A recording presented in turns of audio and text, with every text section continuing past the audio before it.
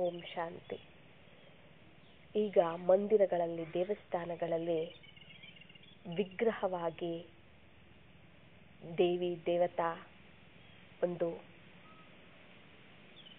ಜಡ ಚಿತ್ರಗಳು ಅನ್ನೋ ವಿಗ್ರಹಗಳ ರೂಪದಲ್ಲಿ ಗರ್ಭಗುಡಿಯಲ್ಲಿ ಇಟ್ಟಿದ್ದಾರೆ. ಸದಾ ಪೂಜೆ, ಸದಾ ಅಭಿಷೇಕ ಅಲ್ವಾ, ಸದಾ ಮಹಿಮೆಗಳು, ಕೀರ್ತನೆಗಳು, ಎಷ್ಟು ಪವಿತ್ರ, ಎಷ್ಟು ಶ್ರದ್ಧಾ ಭಕ್ತಿ ಅಲ್ವಾ. ಎಲ್ಲದರಿಂದ ಅವರು ಪೂಜೆಯನ್ನ ಮಾಡ್ತಾ ಹೋಗ್ತಾರೆ, ವ್ರತಗಳನ್ನು ಸಹ ಮಾಡ್ತಾ ಹೋಗ್ತಾರೆ. ಅಂದ್ರೆ ಒಂದು ವಿಗ್ರಹ, ಜಡ ವಿಗ್ರಹ. ಆ ವಿಗ್ರಹ ಒಂದು ದೇವಿ ವಿಗ್ರಹ ಇರ್ಬೋದು, ಅಂದ್ರೆ ದೇವಿ ದೇವತಾ ವಿಗ್ರಹ ಇರಬಹುದು. ಆದ್ರೆ ಅದು ಆಗೋಕ್ಕಿಂತ ಮುಂಚೆ ಏನಾಗಿತ್ತದು? ಕೇವಲ ಒಂದು ಕಲ್ಲಾಗಿತ್ತು.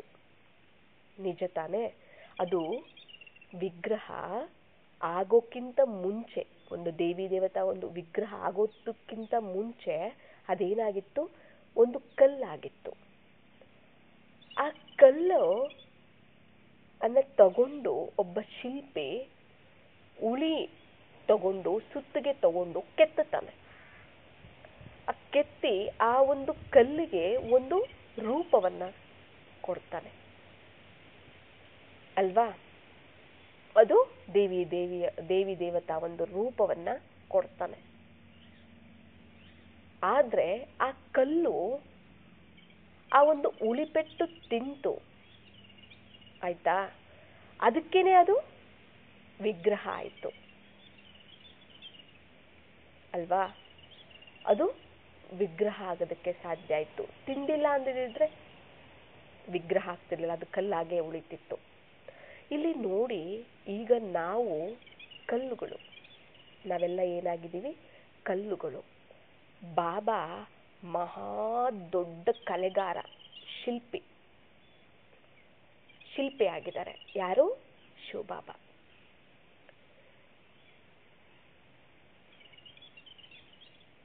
ಈ ಒಂದು ನಮಗೆ ಉಳಿಪೆಟ್ಟು ಬೀಳುತ್ತಲ್ಲ, ಆ ಉಳಿಪೆಟ್ಟು ಅನ್ನುವಂತಹದ್ದು ನಮಗೆ ವಿಘ್ನಗಳು. ಯಾವುದು? ವಿಘ್ನಗಳು, ಸಮಸ್ಯೆಗಳು, ದುಃಖ, ನೋವು, ಚಿಂತೆ, ಟೆನ್ಷನ್ನು, ಇವೆಲ್ಲ ಕೊಡುವಂಥ ಮೋಸ, ವಂಚನೆ, ಇವೆಲ್ಲ ಮಾಡುವಂತಹದ್ದು, ಇವೆಲ್ಲ ವಿಘ್ನಗಳು. ಈ ಸುತ್ತಿಗೆ ಏನಿದೆ, ಆ ವಿಘ್ನಗಳನ್ನ ತರೋದಕ್ಕೆ ಯಾರು ನಿಮಿತ್ತ ಆಗಿರ್ತಾರೆ? ಅವರಾಗಿರ್ತಾರೆ. ಯಾವುದು? ಸುತ್ತಿಗೆ. ಅವರಿಂದ ನಮಗೆ ಉಳಿಪೆಟ್ಟು ಕೊಟ್ಟು, ಆ ಸುತ್ತಿಗೆಯಿಂದ ನಮಗೆ ಉಳಿಪೆಟ್ಟು ಕೊಟ್ಟು, ನಾವು ಕಲ್ಲಾಗಿರೋ ನಮ್ಮನ್ನ ಶಿಲೆಯಾಗಿ, ಅಂದ್ರೆ ವಿಗ್ರಹವಾಗಿ ತಯಾರು ಮಾಡುವಂತಹ ಶಿಲ್ಪಿ ಯಾರಾಗಿದ್ದಾರೆ? ಮಹಾಶಿಲ್ಪಿ ಯಾರಾಗಿದ್ದಾರೆ? ಶಿವಬಾಬಾ ಆಗಿದ್ದಾರೆ.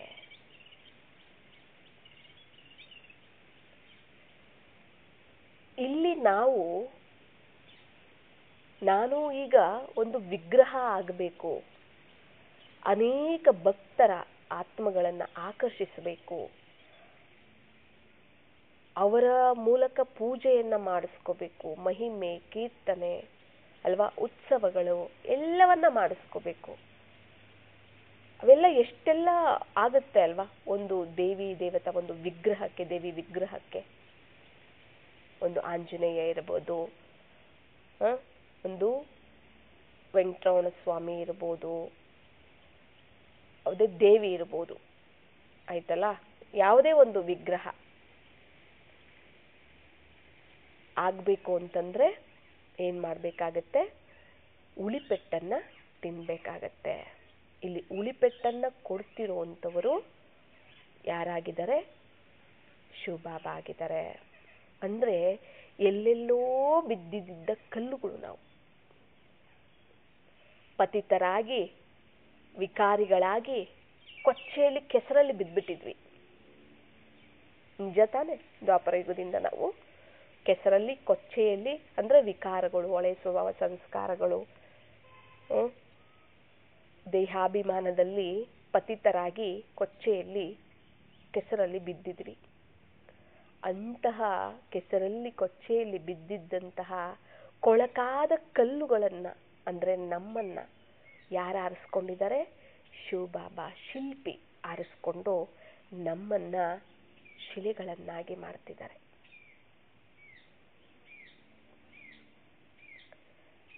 ಅಂದ್ರೆ ನಮ್ಮನ್ನ ವಿಗ್ರಹಗಳನ್ನಾಗಿ ತಯಾರು ಮಾಡ್ತಿದ್ದಾರೆ. ಆದ್ರೆ ಆ ವಿಗ್ರಹಗಳನ್ನಾಗಿ ತಯಾರು ಮಾಡುವಾಗ ಉಳಿಪೆಟ್ಟು ಬೀಳಲೇಬೇಕು. ಉಳಿಯಿಂದ ಸುತ್ತಿಗೆಯನ್ನ ತಗೊಂಡು ಉಳಿ ಪೆಟ್ಟನ್ನ ಕೊಡ್ಲೇಬೇಕು ಶಿಲ್ಪಿ. ಇಲ್ಲಾಂದ್ರೆ ಅದು ಹೇಗೆ ವಿಗ್ರಹ ಆಗತ್ತೆ? ಆ ಕಲ್ಲು ಹೇಗೆ ಶಿಲೆ ಆಗತ್ತೆ ಅಲ್ವಾ? ಅದಕ್ಕೊಂದು ರೂಪ ಕೊಡೋದಾದ್ರೂ ಹೇಗೆ? ಮತ್ತೆ ಅದನ್ನ ತಗೊಂಡೋಗಿ ಅದಕ್ಕೆ ಅಂತ ಒಂದು ಮಂದಿರ ಇರುತ್ತೆ, ಅಲ್ಲಿ ಹೋಗಿ ಇಟ್ಟು ಅದಕ್ಕೆ ಪೂಜೆ ಅಷ್ಟೆಲ್ಲ ಮಹಿಮೆ ಆಗ್ಬೇಕಲ್ಲ.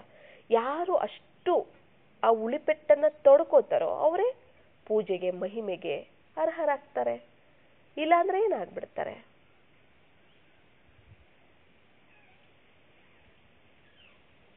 ಕೇವಲ ಕಲ್ಲಾಗಿ ಉಳಿತಾರೆ ಅಲ್ವಾ? ಎತ್ತಿ ಬಿಸಾಡ್ತಾರೆ, ಯಾರ್ಯಾರೋ ತುಳ್ಕೊಂಡು ಹೋಗ್ತಿರ್ತಾರೆ. ಏನೇನಕ್ಕೂ ಉಪಯೋಗ ಮಾಡ್ತಿರ್ತಾರೆ. ಕಲ್ಲು ಕೇವಲ ಕಲ್ಲಾಗಿರತ್ತಷ್ಟೇ ಅದು. ಈಗ ನಮಗೆ ಏನು ವಿಘ್ನಗಳು ಬರುತ್ತೆ, ಸಮಸ್ಯೆಗಳು, ದುಃಖ ನೋವು ಕೊಡುವಂತಹ ಸಮಸ್ಯೆಗಳೆಲ್ಲ ಏನೆಲ್ಲ ಬರುತ್ತೆ ಅದು ಉಳಿಪೆಟ್ಟು. ಅದೇನಾಗಿದೆ? ಉಳಿಪೆಟ್ಟಾಗಿದೆ. ಆ ಉಳಿಪೆಟ್ಟು ನಮಗೆ ಬಿದ್ದಿಲ್ಲ ಅಂದ್ರೆ ನಾವೇನಾಗೋದಿಲ್ಲ, ಪರಿವರ್ತನೆ ಆಗೋದಿಲ್ಲ. ಕಲ್ಲಾಗಿರುವಂಥವರು ನಾವು ಪರಿವರ್ತನೆ ಆಗೋದಕ್ಕೆ ಸಾಧ್ಯ ಇಲ್ಲ. ಆ ಸಮಸ್ಯೆಗಳು ವಿಘ್ನಗಳು ಬಂದಾಗ ನಾವು ಯಾವಾಗ ತಡ್ಕೋತೀವಿ, ಅದನ್ನ ಸಹನೆಯಿಂದ ಶುಭ ಭಾವನೆಯಿಂದ ಏನೇ ಬಂದರೂ ನನ್ನನ್ನ ಗಟ್ಟಿ ಮಾಡೋದಕ್ಕೆ ಬರ್ತಾ ಇದೆ, ನನ್ನನ್ನು ಸ್ಟ್ರಾಂಗ್ ಮಾಡೋದಕ್ಕೆ ಬರ್ತಾ ಇದೆ, ಏನೋ ನನ್ನಿಂದ ಕೆಟ್ಟದ್ದನ್ನ ದೂರ ಮಾಡೋದಕ್ಕೆ ಬರ್ತಾ ಇದೆ, ನನ್ನ ಒಂದು ಲೆಕ್ಕಾಚಾರ ಸಮಾಪ್ತಿ ಮಾಡೋದಕ್ಕೆ ಬರ್ತಾ ಇದೆ, ಹಿಂದಿನ ಜನ್ಮದ ಒಂದು ಲೆಕ್ಕಾಚಾರ ಇರ್ಬೋದು, ಏನೇ ಇರ್ಬೋದು, ಅದು ಚೇಂಜ್ ಮಾಡೋದಕ್ಕೆ, ಅದನ್ನ ಸಮಾಪ್ತಿ ಮಾಡೋದಕ್ಕೆ ಬರ್ತಾ ಇದೆ, ಕಲ್ಯಾಣಕ್ಕೋಸ್ಕರ ನನ್ನ ನಡೀತಾ ಇದೆ. ಇವೆಲ್ಲ ವಿಘ್ನಗಳು ಬಂದಿರೋದು, ಪರಿಸ್ಥಿತಿಗಳು, ಸಮಸ್ಯೆಗಳು. ಯಾವಾಗ ನಾವು ಈ ಒಂದು ಶುಭ ಭಾವನೆ ನನ್ನ ಒಳಿತಿಗಾಗಿನೇ ಬರ್ತಾ ಇದೆ, ನನ್ನ ಗಟ್ಟಿ ಮಾಡೋದಕ್ಕೆ, ನನಗೆ ಪಾಠ ಕಲಿಸೋದಕ್ಕೆ, ನನ್ನನ್ನು ಸ್ಟ್ರಾಂಗ್ ಮಾಡೋದಕ್ಕೆ. ಈಗ ನೋಡಿ, ಭಯ ಇದೆ ಅಂತ ಅನ್ಕೊಳ್ಳಿ, ಯಾವುದಾದ್ರೂ ಒಂದು ವಿಷಯದ ಬಗ್ಗೆ ಭಯ ಇರುತ್ತೆ. ಆ ಭಯ ಯಾವಾಗ ಹೋಗುತ್ತೆ ಗೊತ್ತಾ? ಪದೇ ಪದೇ ಅದನ್ನು ನಾವು ಫೇಸ್ ಮಾಡ್ತಿರ್ತೀವಿ ಆ ಭಯವನ್ನ. ಆಗ ಅದು ನಮಗೆ ಕಾಮನ್ ಆಗಿಬಿಡುತ್ತೆ. ಎಷ್ಟೋ ಸರಿ ಥರ ಆಗಿದೆ, ನನಗೆ ಭಯ ಪಡೋದಿಲ್ಲ. ಮೊದಲು ಭಯ ಆಗ್ತಿತ್ತು, ಈಗ ನನಗೆ ಅದು ಎಕ್ಸ್ಪೀರಿಯನ್ಸ್ ಆಗೋಗಿದೆ, ಇವಾಗೆಲ್ಲ ಅದು ನಂಗೆ ರೂಢಿ ಆಗೋಗಿದೆ, ಅಭ್ಯಾಸ ಆಗೋಗಿದೆ, ನನಗೇನೀಗ ಭಯ ಅನಿಸೋದಿಲ್ಲ ಅಂತ. ಅಂದರೆ ಆ ಭಯದ ಪರಿಸ್ಥಿತಿಗಳು ಏನಕ್ಕೆ ಬಂತು ಹೇಳಿ? ಭಯವನ್ನ ಕಳೆಯೋದಕ್ಕೆ ಬಂತು. ನಿಮ್ಮನ್ನ ಧೈರ್ಯವಂತರನ್ನಾಗಿ ನಿರ್ಭಯರನ್ನಾಗಿ ಮಾಡೋದಕ್ಕೆ ಬಂತು ಆ ಭಯದ ಒಂದು ಪರಿಸ್ಥಿತಿಗಳು, ಸಮಸ್ಯೆಗಳು ಅಲ್ವಾ? ಮತ್ತೆ ಆ ಪರಿಸ್ಥಿತಿಗಳು ಬಂದೇ ಇಲ್ಲ ಅಂದ್ರೆ ನೀವು ಹೇಗೆ ನಿರ್ಭಯರಾಗಿ ಆಗ್ತಾ ಇದ್ರಿ, ಧೈರ್ಯವಂತರಾಗಿ ಹೇಗೆ ಆಗ್ತಿದ್ರಿ ಅಲ್ವಾ? ಹಾಗೇನೆ ಇದು ಕೂಡ. ನಮಗೆ ಸಮಸ್ಯೆಗಳು ಬರ್ತಿದಾವೆ ಅಂದ್ರೆ ನಮ್ಮಲ್ಲಿ ಏನೋ ಈ ಭಯ, ಚಿಂತೆ, ಟೆನ್ಷನ್ನು, ಮೋಹ, ಈ ವಿಕಾರಗಳಿರುತ್ತೆ. ಈ ವಿಕಾರಗಳಿಂದ ನಮ್ಮನ್ನು ಮುಕ್ತರನ್ನಾಗಿ ಮಾಡೋದಕ್ಕೆ ಬರುವಂಥದ್ದು. ಈ ರೀತಿ ಇರಬಾರ್ದು, ಈ ರೀತಿ ಇರಬೇಕು, ಕಲಿಸ್ಕೊಡೋದಕ್ಕೆ, ಪಾಠ ಕಲಿಸೋದಕ್ಕೆ ಬರುತ್ತೆ. ನಮ್ಮನ್ನ ಪರಿವರ್ತನೆ ಮಾಡೋದಕ್ಕೆ ಬರುತ್ತೆ, ನಮ್ಮ ಸಂಸ್ಕಾರ ಪರಿವರ್ತನೆ ಮಾಡೋದಕ್ಕೆ ಬರುತ್ತೆ. ಆ ಸಮಸ್ಯೆ ವಿಘ್ನಗಳು ಎಲ್ಲವೂ ನಾವು ಅದನ್ನ ಮಾಯೆ ಅಂತ ಹೇಳ್ತೀವಿ.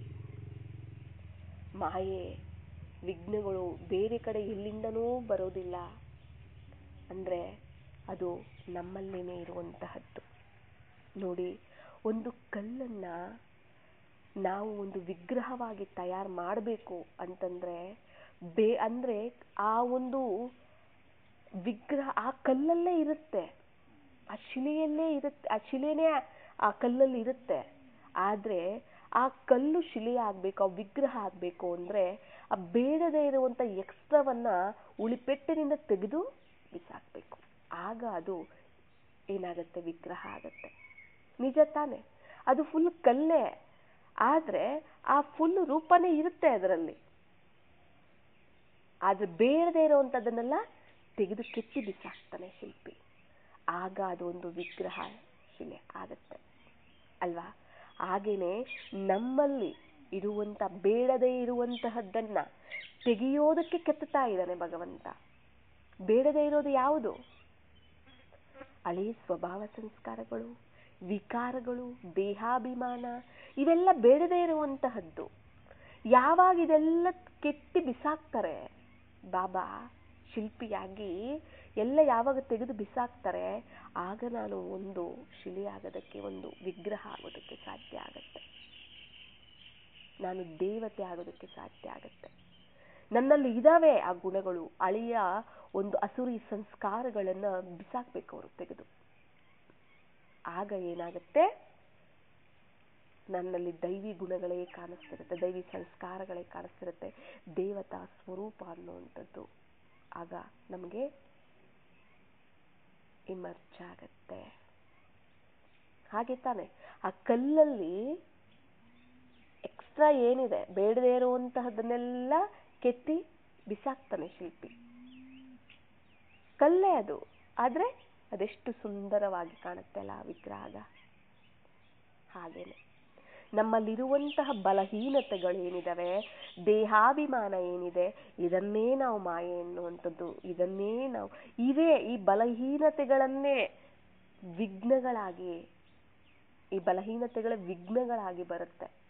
ನಮ್ಮಲ್ಲಿರೋದನ್ನ ನಮಗೇನೆ ಪರೀಕ್ಷೆ ರೂಪದಲ್ಲಿ ಬಿಟ್ಟು ನಮ್ಮನ್ನ ಪಾಸ್ ಮಾಡಿಸ್ತಾರೆ. ಹೀಗೆ ಪಾಠ ಕಲಿಸುವಂತಹದ್ದು ನಮಗೆ, ಹೀಗೇನೆ ನಮಗೆ ಪರಿವರ್ತನೆ ಮಾಡುವಂತಹದ್ದು ಭಗವಂತ. ಆದ್ದರಿಂದ ನಾವು ಒಂದು ವಿಘ್ನ, ಒಂದು ಸಮಸ್ಯೆ, ಒಂದು ಪರಿಸ್ಥಿತಿಗಳು ಬರ್ತಿದಾವೆ ಅಂತಂದ್ರೆ ಅದು ನಮಗೆ ಒಂದು ಒಳ್ಳೆಯ ಒಂದು ರೂಪವನ್ನ ಕೊಡೋದಕ್ಕೆ, ಒಳ್ಳೆಯ ಸಂಸ್ಕಾರಗಳನ್ನ ಕಲಿಸೋದಕ್ಕೆ, ದೈವಿ ಸಂಸ್ಕಾರಗಳನ್ನ ಧಾರಣೆ ಮಾಡಿಸೋದಕ್ಕೆ ಬರ್ತಾ ಇದ್ದಾವೆ. ಅದಕ್ಕೆ ಸುತ್ತಿಗೆ ನಿಮಿತ್ತ ಆಗಿರುತ್ತೆ ಅಲ್ವಾ? ಬರೀ ಸುತ್ತಿಗೆನೇ ಎಲ್ಲ ಕೆತ್ಕೊಂಡು ಹೋಗ್ಬಿಡೋದಿಲ್ಲ. ಉಳಿಯಿಂದ ಸುತ್ತಿಗೆ ಕೆತ್ಕೊಂಡು ಹೋಗ್ಬಿಡೋದಿಲ್ಲ. ಆ ಉಳಿ ಹಿಡ್ಕೊಂಡು ಆ ಸುತ್ತಿಗೆಯನ್ನ ಹಿಡ್ಕೊಂಡು ಒಡೆಯೋರು ಬೇಕಲ್ಲ, ಅದೇ ಬಾಬಾ. ಒಡೆಯೋರು ಯಾರು? ಬಾಬಾ. ಸುತ್ತಿಗೆ ಯಾರು? ನಮಗೆ ವಿಘ್ನಗಳನ್ನ ಹಾಕೋದಕ್ಕೆ ನಿಮಿತ್ತ ಆಗೋರು. ಅರ್ಥ ಆಯ್ತಲ್ಲ? ನಮಗೆ ವಿಘ್ನಗಳನ್ನ ಹಾಕೋದಕ್ಕೆ ನಿಮಿತ್ತ ಆಗೋರು. ಯಾರಲ್ಲಿ ಮಾಯಾಶಕ್ತಿ ಜಾಸ್ತಿ ಇರುತ್ತೆ ಅವರೇ ವಿಘ್ನಗಳ ರೂಪವಾಗಿ ನಮ್ಮ ಹತ್ರ ಬರುವಂಥದ್ದು. ಅರ್ಥ ಆಯ್ತಲ್ಲ? ಅವರು ಬಂದು ಏನ್ ಮಾಡ್ತಾರೆ, ಅವ್ರ ಮೂಲಕ ಆ ಸುತ್ತಿಗೆಯಾಗಿ ಬರ್ತಾರೆ. ಅವ್ರು ಕೇವಲ ನಿಮಿತ್ತ ಆಗಿರ್ತಾರಷ್ಟೇ. ಅಂದ್ರೆ ಒಂದು ಕಲ್ಲನ್ನ ಶಿಲೆಯಾಗಿ ಮಾಡೋದಕ್ಕೆ ಸುತ್ತಿಗೆ ನಿಮಿತ್ತ ಆಗಿರುತ್ತೆ. ಅರ್ಥ ಆಯ್ತಲ್ಲ? ವಿಘ್ನಗಳು ಸಹ ನಾವು ನಿಮಿತ್ತ ಅಂತ ನಾವು ಹೇಳ್ಬೋದು. ಇಲ್ಲಿ ಒಡೆಯುವಂತವ್ರು ಯಾರು ಸುತ್ತಿಗೆಯಿಂದ? ಶಿವಬಾಬಾ ಶಿಲ್ಪಿ. ಆ ಸುತ್ತಿಗೆ ಯಾರು? ನಿಮಿತ್ತ ಆಗಿರುವಂತವ್ರು.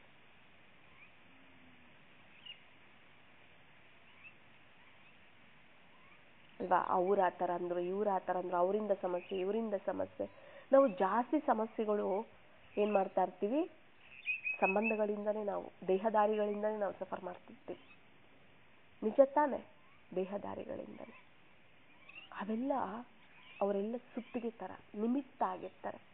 ಆದ್ರೆ ಒಂದು ಅರ್ಥ ಮಾಡ್ಕೋಬೇಕು ನಾವು, ಸುತ್ತಿಗೆ ಯಾವತ್ತು ಸುತ್ತಿಗೆಯಾಗೇ ಇರುತ್ತೆ, ಕಲ್ಲು ಶಿಲೆಯಾಗತ್ತೆ, ವಿಗ್ರಹ ಆಗತ್ತೆ. ಅಂದ್ರೆ ಒಡೆದ ಸುತ್ತಿಗೆ, ಕಲ್ಲನ್ನ ಒಡೆದ ಸುತ್ತಿಗೆಯಾಗೆ ಉಳ್ಕೊಂಡ್ಬಿಡುತ್ತೆ.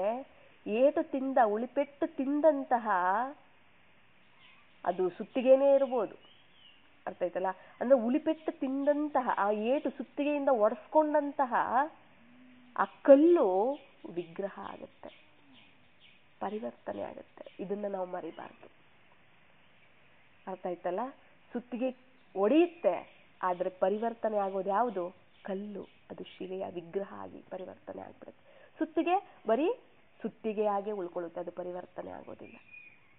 ಹಾಗೇನೆ ಅರ್ಥ ಆಯ್ತಲ್ಲ, ನಮಗೇನೇ ಒಂದು ಸಮಸ್ಯೆ ಬಂದ್ರು, ವಿಘ್ನ ಬಂದ್ರು, ಪರಿಸ್ಥಿತಿಗಳು ಬಂದ್ರು, ಅವು ನಮ್ಮನ್ನ ಗಟ್ಟಿ ಮಾಡೋದಕ್ಕೆ ಬರುತ್ತೆ.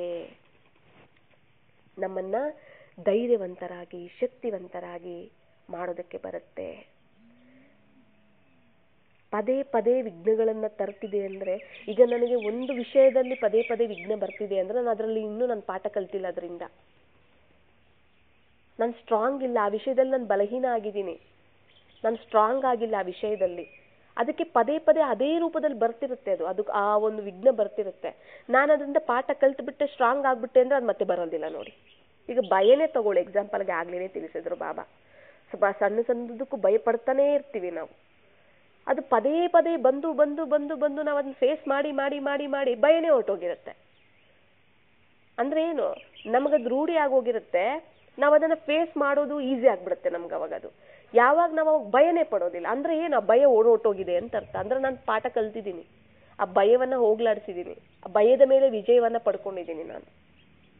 ಅರ್ಥ ಆಯ್ತಲ್ಲ. ಆಮೇಲೆ ಭಯನೇ ಬರೋದಿಲ್ಲ, ಅಂತಹದ್ದು ಎಂತಹ ಪರಿಸ್ಥಿತಿಗಳಿದ್ರು ಕೂಡ ಆ ಸಮಯದಲ್ಲಿ ನಾನು ಭಯ ಪಡೋದಿಲ್ಲ, ಧೈರ್ಯವಾಗಿ ಇರ್ತೀನಿ. ಯಾಕಂದ್ರೆ ನನಗೆ ಇದೇನು ಹೊಸದಲ್ಲ, ಎಕ್ಸ್ಪೀರಿಯನ್ಸ್ ಆಗೋಗಿದೆ, ಪಾಠ ಕಲ್ತು ಬಿಟ್ಟಿದ್ದೀನಿ, ಎಷ್ಟು ಸರಿ ಫೇಸ್ ಮಾಡಿದ್ದೀನೋ, ನನಗೇನು ಹೊಸದಲ್ಲ ಇದು, ಭಯನೇ ಆಗೋದಿಲ್ಲ ಅಲ್ವಾ. ಮತ್ತೆ ಈಸಿಯಾಗಿ ನಾವು ಫೇಸ್ ಮಾಡ್ತೀವಿ, ಎದುರಿಸ್ತೀವಿ. ಅಂದ್ರೆ ಏನಲ್ಲಿ ಭಯ ಸಮಾಪ್ತಿ ಆಯ್ತು, ಹೋಯ್ತಾ ಸಂಸ್ಕಾರ, ಭಯದ ಸಂಸ್ಕಾರ ಹೋಯ್ತಾ. ಅದಕ್ಕೆ ಬರುವಂತಹದ್ದು ನಮ್ಮಲ್ಲಿ ಎಷ್ಟೊಂದಿದೆ, ಅರ್ಧಕಲ್ಪದ ಸಂಸ್ಕಾರಗಳು, ಸ್ವಭಾವಗಳು, ದೇಹಾಭಿಮಾನ, ಮೋಹ, ವಿಕಾರಗಳೆಲ್ಲ ಎಷ್ಟೆಲ್ಲ ಇದೆ, ಈರ್ಷೆ, ದ್ವೇಷ, ಅವೆಲ್ಲ ತೆಗಿಬೇಕು ಅಂತಂದ್ರೆ ಕಿತ್ತು ಬಿಸಾಕ್ಬೇಕಲ್ವಾ, ಅದಕ್ಕೆ ಸುತ್ತಿಗೆ ಬೇಕಲ್ವಾ, ಅದಕ್ಕೆ ಉಳಿ ಬೇಕಲ್ವಾ. ಉಳಿಯನ್ನ ಹಿಡ್ಕೊಂಡು ಎಡಗೈಯಲ್ಲಿ ಸುತ್ತಿಗೆಯಿಂದ ಹೊಡಿತಾ ಇರ್ತಾರೆ, ಕೆತ್ತುತ್ತಾ ಇರ್ತಾರೆ, ನಿಜ ತಾನೆ. ಮತ್ತೆ ಬೇಕಲ್ವಾ, ಅವೆಲ್ಲ ನಿಮಿತ್ತ ಆಗಿದವಲ್ಲ. ವಿಘ್ನಗಳು ನಿಮಿತ್ತನೆ, ಸುತ್ತಿಗೆನೂ ನಿಮಿತ್ತನೆ ಆಗಿದೆ. ನಾವು ಕಲ್ಲು, ಆ ಉಳಿ ಸುತ್ತಿಗೆ ಇಲ್ಲ ಅಂದ್ರೆ ನಾವು ಕಲ್ಲಾಗಿದ್ದೋರು ವಿಗ್ರಹ ಆಗೋದಕ್ಕಾಗೋದಿಲ್ಲ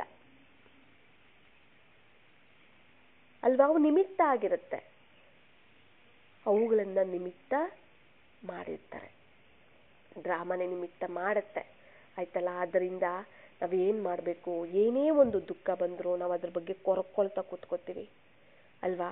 ನಾನು ಶಿಲೆಯಾಗ್ತಿದ್ದೀನಿ, ನಾನೀಗ ವಿಗ್ರಹ ಆಗ್ತಿದ್ದೀನಿ, ಖುಷಿಯಲ್ಲಿ ಇರ್ಬೇಕಲ್ವಾ. ನಮಗದು ನೆನಪಿರೋದಿಲ್ಲ, ಅದ್ರ ಬಗ್ಗೆ ಅರಿವಿರೋದಿಲ್ಲ, ಅರ್ಥ ಆಗಿರೋದ್ರಿಲ್ಲ. ನಾವು ನೋವು ತಿಂತಾ ಇರ್ತೀವಿ, ದುಃಖ ಪಡ್ತಾ ಇರ್ತೀವಿ, ಚಿಂತೆ ಮಾಡ್ತಾ ಇರ್ತೀವಿ, ಕೊರಗ್ತಾ ಇರ್ತೀವಿ, ಟೆನ್ಷನ್ ಮಾಡ್ಕೋತಾ ಇರ್ತೀವಿ, ತುಂಬಾ ಓವರ್ ಥಿಂಕಿಂಗ್ ಮಾಡ್ತಿರ್ತೀವಿ ಅದ್ರ ಬಗ್ಗೆ. ಆದ್ರೆ ನಮಗೆ ಗೊತ್ತೇ ಇರೋದಿಲ್ಲ, ಅದು ನಮಗೋಸ್ಕರ, ನನ್ನ ಒಳ್ಳೇದಕ್ಕೋಸ್ಕರನೇ ಅದು ಬಂದಿದೆ ಅಂತ ನಮಗೆ ಗೊತ್ತಾಗೋದಿಲ್ಲ.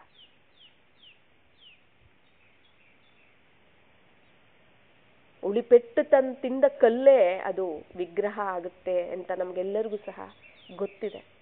ಆದ್ರೆ ನಾವದನ್ನ ನಮ್ಮ ಜೀವನಕ್ಕೆ ನಾವು ಅದನ್ನ ಅಳವಡಿಸಿಕೊಂಡಾಗ, ನಮಗೆ ನಾವು ಅದನ್ನ ಅಳವಡಿಸಿಕೊಂಡಾಗ ಎಷ್ಟು ರಿಯಲ್ ಆಗಿ, ಎಷ್ಟು ಒಳ್ಳೆ ರೀತಿಯಲ್ಲಿ ಬಾಬಾ ಅರ್ಥ ಮಾಡಿಸ್ತಾರೆ ನೋಡಿ. ನಮ್ಮನ್ನ ನಾವು ಎಷ್ಟು ಸಹಿಸ್ಕೋತೀವೋ ಅಷ್ಟು ಸಹಿಸ್ಕೋಬೇಕು. ಕಲ್ಯಾಣ ಅಂತ ತಿಳ್ಕೋಬೇಕು, ಒಳ್ಳೇದು ಅಂತ ತಿಳ್ಕೋಬೇಕು, ಪಾಠ ಅಂತ ತಿಳ್ಕೊಳ್ಬೇಕು. ನನ್ನನ್ನ ಕೆತ್ತುತ್ತಿರುವಂತಹ ಕಲ್ಲನ್ನ ಶಿಲೆಯಾಗಿ, ವಿಗ್ರಹವಾಗಿ ಮಾಡೋದಕ್ಕೆ ನೀವೆಲ್ಲ ನಿಮಿತ್ತ ಆಗಿದ್ದೀರಾ ಅನ್ನೋ ಧನ್ಯವಾದಗಳನ್ನ ತಿಳಿಸ್ಬೇಕು ನಾವು.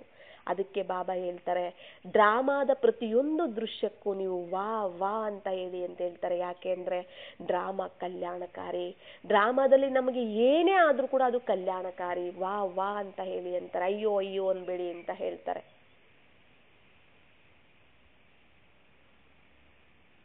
ಅರ್ಥ ಆಗ್ತಿದೆಯಲ್ಲ. ಅವೇನೇ ಬಂದ್ರು ಒಂದು ವ್ಯಕ್ತಿಯಿಂದ, ನಮ್ಮ ಸುತ್ತಮುತ್ತ ಇರೋರಿಂದನೇ ಬರುತ್ತೆ ಅಲ್ವಾ.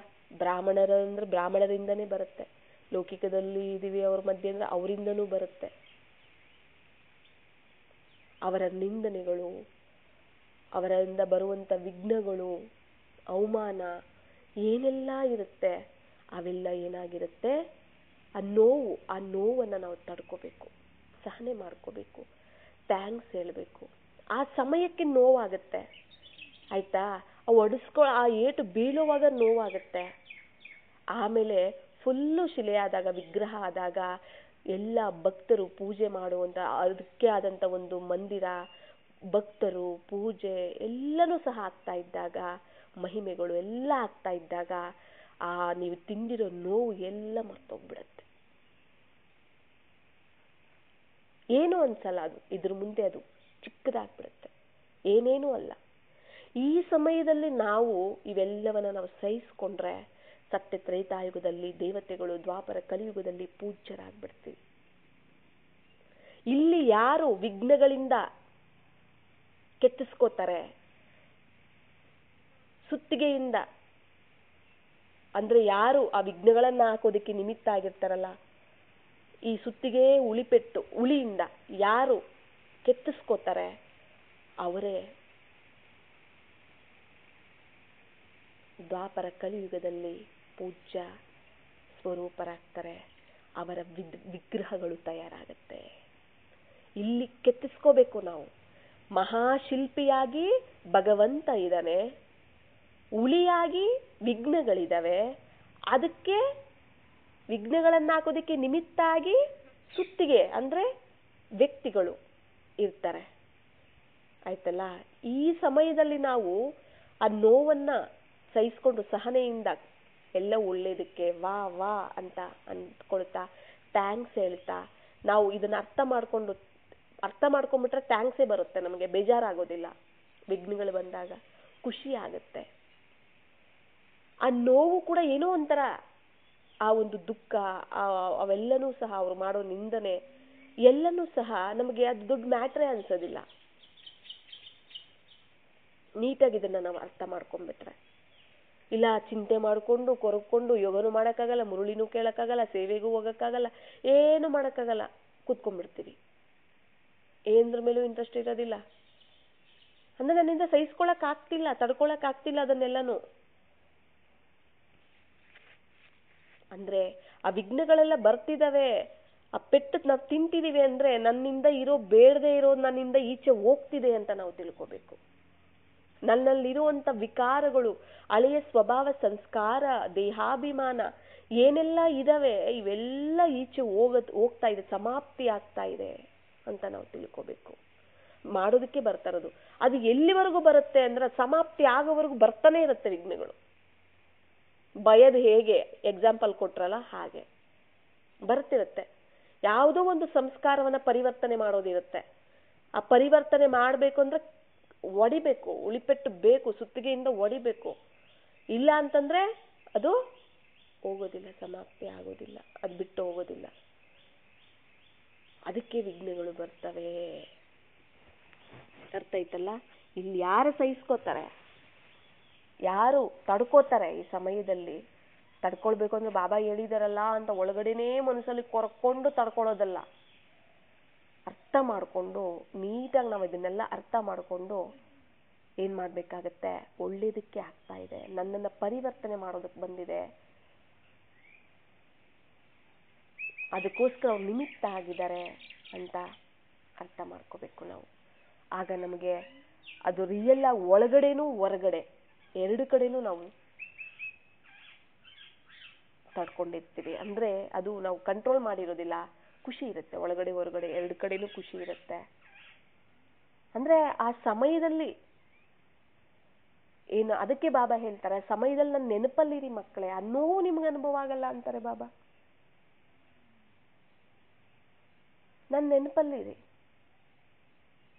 ಅಂತ ಹೇಳ್ತಾರೆ.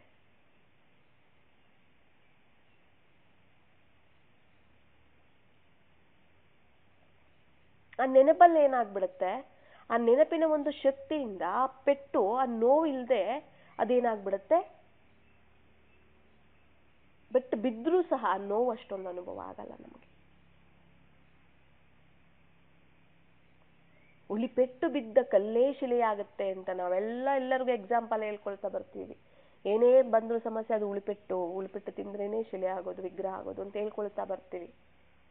ಬಟ್ ಇದು ನಮಗೆ ನಾವು ಎಷ್ಟು ಅಳವಡಿಸ್ಕೊಂಡಿದ್ದೀವಿ, ನಮ್ಮ ಜೀವನದಲ್ಲಿ ಎಷ್ಟು ನಾವು ತಂದಿದ್ದೀವಿ ಅನ್ನೋದರ ಬಗ್ಗೆ ನಾವು ಯೋಚನೆ ಮಾಡಬೇಕಾಗತ್ತೆ.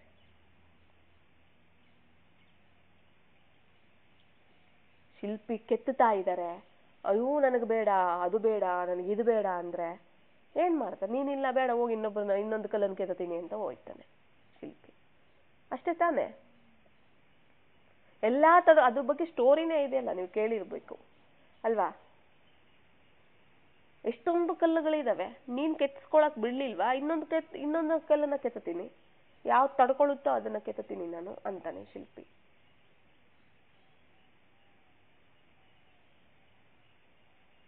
ಅಲ್ವಾ? ಕೆತ್ತೋವಾಗ ಅದು ಆ ಫೋರ್ಸ್ಗೆ ತಡ್ಕೊಳಕ್ಕಾಗದೆ ಕಲ್ಲು ಒಡೆದೋಗ್ಬಿಡುತ್ತೆ ಒಂದೊಂದು. ಅದನ್ನ ಬಿಟ್ಟು ಇನ್ನೊಂದು ಕಲ್ಲು ಚೆನ್ನಾಗಿರೋದು ತಗೊಳ್ತಾರೆ. ಅಂದ್ರೆ ಏನು? ಈ ವಿಘ್ನಗಳು ಬರುವಾಗ ನಾವೇನ್ ಮಾಡ್ಬಿಡ್ತೀವಿ? ಬಲಹೀನರಾಗಿ ಬಿಟ್ಟೇ ಬಿಡ್ತೀವಿ ಬಾಬಾರವರನ್ನ. ಆ ವಿಘ್ನ ಬಂತು, ಈ ವಿಘ್ನ ಬಂತು ಹೇಳ್ಬಿಟ್ಟು ಬಾಬನ್ ನೆನಪು, ಮುರುಳಿ ಕ್ಲಾಸ್ ಕೇಳೋದು, ಸೆಂಟರ್ಗೆ ಹೋಗೋದು ಎಲ್ಲ ಬಿಟ್ಟೇ ಬಿಡ್ತೀವಿ.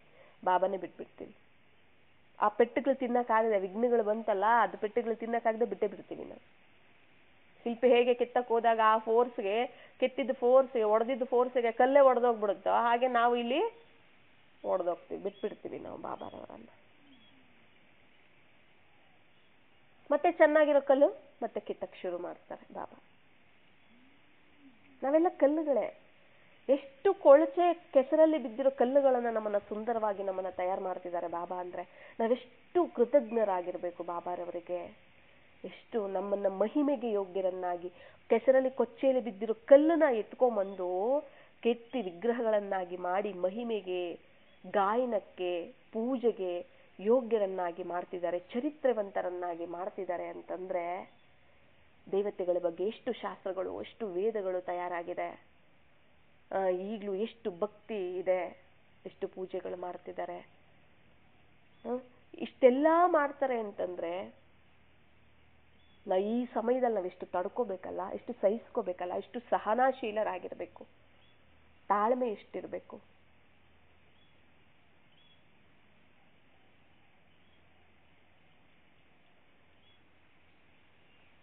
ಆದ್ದರಿಂದ ಯಾವುದೋ ಒಂದೊಂದು ರೂಪದಲ್ಲಿ ಬರ್ತಾ ಇರುತ್ತೆ ನಮಗೆ ವಿಘ್ನಗಳು, ಆಯ್ತಲ್ಲ. ವಿಳಿಪೆಟ್ಟು ಅನ್ನುವಂಥದ್ದು ವಿಘ್ನಗಳು ಕೆಲವೊಂದು ಸರಿ ಕರ್ಮಭೋಗದ ರೂಪದಲ್ಲಿ ಬರುತ್ತೆ ಅಲ್ವಾ? ಕರ್ಮಭೋಗದ ರೂಪದಲ್ಲಿ ಬರ್ತಿರುತ್ತೆ. ಏನೋ ಒಂದು ಆ ಕಾಯಿಲೆ ಈ ಕಾಯಿಲೆ ಅನ್ನೋ ರೂಪದಲ್ಲಿ ವ್ಯಕ್ತಿಗಳಿಂದನೂ ಬರ್ತಾ ಇರುತ್ತೆ ಸಮಸ್ಯೆಗಳು, ಆರ್ಥಿಕವಾಗಿ ಅದು ಇದು. ಇವೆಲ್ಲನೂ ಸಹ ಅಷ್ಟೇನೆ. ಇವೆಲ್ಲನೂ ಸಹ ನಮಗೆ ವಿಘ್ನಗಳು ನಮ್ಮನ್ನ ಸ್ಟ್ರಾಂಗ್ ಆಗಿ ಮಾಡೋದಕ್ಕೆ ಬರುತ್ತೆ.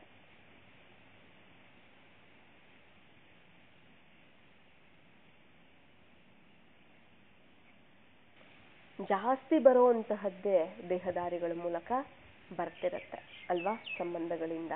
ಅದು ಲೌಕಿಕ ಇರ್ಬೋದು, ಅದು ಅಲೌಕಿಕ ಇರ್ಬೋದು. ಯಾಕಂದ್ರೆ ಯಾರಲ್ಲಿ ಆ ಒಂದು ಅಂಶ ಇರುತ್ತೆ, ಮಾಯೆಯ ಒಂದು ಅಂಶ ಯಾರಲ್ಲಿ ಜಾಸ್ತಿ ಇರುತ್ತೆ ಅವರನ್ನ ಆರಿಸ್ಕೊಳ್ಳುವಂತಹದ್ದು ಅಲ್ವಾ? ಈಗ ಸುತ್ತಿಗೆ ಫುಲ್ಲು ಚೆನ್ನಾಗಿರ್ಬೇಕು, ಅದು ತೂಕವಾಗಿ ತುಂಬಾ ಚೆನ್ನಾಗಿದೆ ಅಂದ್ರೆ ಅದನ್ನ ತಗೋತಾರೆ ಹೊಡೆಯೋದಕ್ಕೆ ಅಲ್ವಾ? ಹಾಗೇನೆ ನಮಗೆ ವಿಘ್ನಗಳಾಕೋದಕ್ಕೆ ಮಾಯೆಯ ಶಕ್ತಿ ಯಾರಲ್ಲಿ ಇರುತ್ತೆ ಅವರಿಂದನೇ ಬರುತ್ತೆ. ಅರ್ಥ ಆಯ್ತಾ? ಬ್ರಹ್ಮಬಾಬಾಯಿಂದ ವಿಘ್ನ ಬರಕ್ ಸಾಧ್ಯನಾ? ಇಲ್ಲ ಅಲ್ವಾ? ಯಾಕೆ ಬರೋದಿಲ್ಲ? ಅವರಲ್ಲಿ ಮಾಯೆ ಶಕ್ತಿ ಇರಲಿಲ್ಲ, ಬರಲಿಲ್ಲ. ಆಗ ಬ್ರಹ್ಮಬಾಬಾರವರಿಂದ ವಿಘ್ನ ಅಂದ್ರೆ ಯಾರು ಮಾಯೆಗೆ ವಶ ಆಗಿರ್ತಾರೋ ಅವ್ರ ಮೂಲಕನೇ ವಿಘ್ನಗಳು ಬರುವಂತಹದ್ದು. ಆದ್ದರಿಂದ ಅವರೆಲ್ಲ ಸುತ್ತಿಗೆ ಇದ್ದ ಹಾಗೆ, ನಾವು ಕಲ್ಲುಗಳಿದ್ದ ಹಾಗೆ, ಶಿವಬಾಬಾ ಶಿಲ್ಪಿ ಇದ್ದ ಹಾಗೆ, ವಿಘ್ನಗಳು ಉಳಿ ಇದ್ದ ಹಾಗೆ.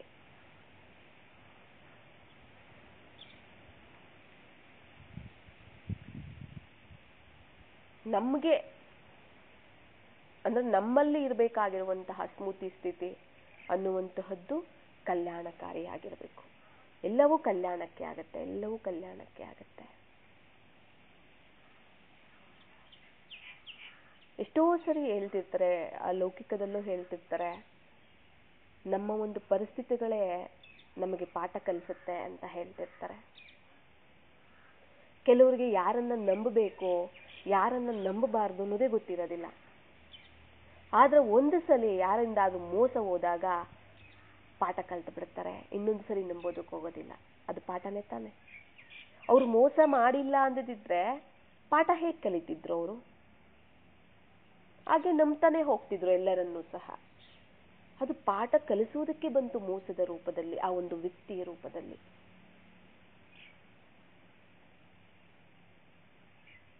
ಆಗ ನಮಗೆ ನಾವು ಎಚ್ಚರವಾಗಿರ್ತೀವಿ. ಮೊದಲು ಈ ತರ ಎಲ್ಲರನ್ನ ನಂಬಿ ಮೋಸ ಹೋಗಿದ್ದೆ, ಈಗ ಸರಿಯಾಗಿ ಯೋಚನೆ ಮಾಡಿ, ಆಲೋಚನೆ ಮಾಡಿ, ಸರಿಯಾಗಿ ನೋಡಿ ಗುರುತಿಸಿ ನಾನು ಈಗ ಡಿಸೈಡ್ ಅನ್ನ ಮಾಡಬೇಕು. ಸುಮ್ಮನೆ ಯಾರನ್ನ ನಂಬಾರ್ದು. ಅವೆಲ್ಲ ಬರುತ್ತೆ ತಾನೆ, ಆ ಥರ ಎಲ್ಲ ಅನ್ಸುತ್ತೆ ತಾನೆ. ಹಾಗೆ ಏನಕ್ಕೆ ಬರುತ್ತೆ ಇದೆಲ್ಲ? ನಮ್ಮನ್ನ ಸ್ಟ್ರಾಂಗ್ ಮಾಡೋದಕ್ಕೆ. ಏನೋ ಒಂದು ಕಲಿಸುತ್ತೆ ಅಷ್ಟೆ, ಏನೋ ಒಂದು ಕಲಿಸುತ್ತೆ. ನಮ್ಮ ಬಲಹೀನತೆಗಳು, ನಮ್ಮ ವಿಕಾರಗಳೇ ನಮಗೆ ಪಾಠ ಕಲಿಸುವಂಥದ್ದು. ಅದನ್ನು ನಾವೇ ಕ್ರಿಯೇಟ್ ಮಾಡಿರುವಂತಹದ್ದು. ಮತ್ತೆ ಅವೇ ನಮಗೆ ಪಾಠ ಕಲಿಸಿ ಹೋಗುತ್ತೆ. ಅವೇ ನಮಗೆ ಪಾಠ ಕಲಿಸಿ ನಮ್ಮನ್ನ ಸ್ಟ್ರಾಂಗ್ ಆಗಿ ಮಾಡಿ ಹೋಗುತ್ತೆ. ಪರಿಸ್ಥಿತಿಗಳು, ವಿಘ್ನಗಳು ಬಂದಿಲ್ಲ ಅಂದ್ರೆ ನಾವು ಏನು ಸ್ಟ್ರಾಂಗ್ ಆಗೋದಕ್ಕಾಗೋದಿಲ್ಲ.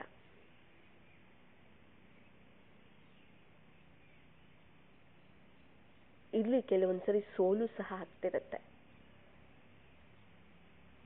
ಸೋಲು ಸಹ ಕೆಲವೊಂದ್ಸರಿ ಏನಾಗ್ತಿರುತ್ತೆ, ಆಗ್ತಿರುತ್ತೆ. ಆದ್ರೆ ಪದೇ ಪದೇ ನಾವು ಸೋಲೋರೇ ಆಗಿರಬಾರ್ದು, ಗೆಲ್ಲೋದಕ್ಕೂ ಪ್ರಯತ್ನ ಪಡಬೇಕು. ನಾವು ಸೋತೋಗೋರೆ ಬಿಡು, ನಮ್ಮಿಂದ ಗೆಲ್ಲೋದಕ್ಕಾಗೋದಿಲ್ಲ ಅಂದ್ರೆ ಆಗೋದಿಲ್ಲ.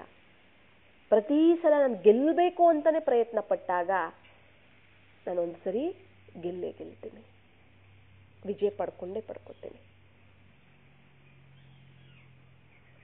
ಎಷ್ಟು ಸರಿ ಸೋತ್ರು, ಗೆಲ್ಲಬೇಕು ಅಂತ ಹೋದಾಗ ಎಷ್ಟು ಸರಿ ಸೋತ್ರು, ಆಮೇಲೆ ಒಂದು ಸರಿ ಗೆಲ್ತೀವಲ್ಲ, ಆಗ ತುಂಬಾ ಅದಕ್ಕೆ ಮಹತ್ವ ಇರುತ್ತೆ. ಈ ಸೋಲು ಇವೆಲ್ಲನೂ ಕೂಡ ಈ ವಿಘ್ನಗಳು ಬಂದಾಗ ಸೋತ ಒಂದು ಅನುಭವ ಆಗುತ್ತೆ ಅಲ್ವಾ? ನಾನು ಸೋತೋಗ್ಬಿಟ್ನೇನೋ,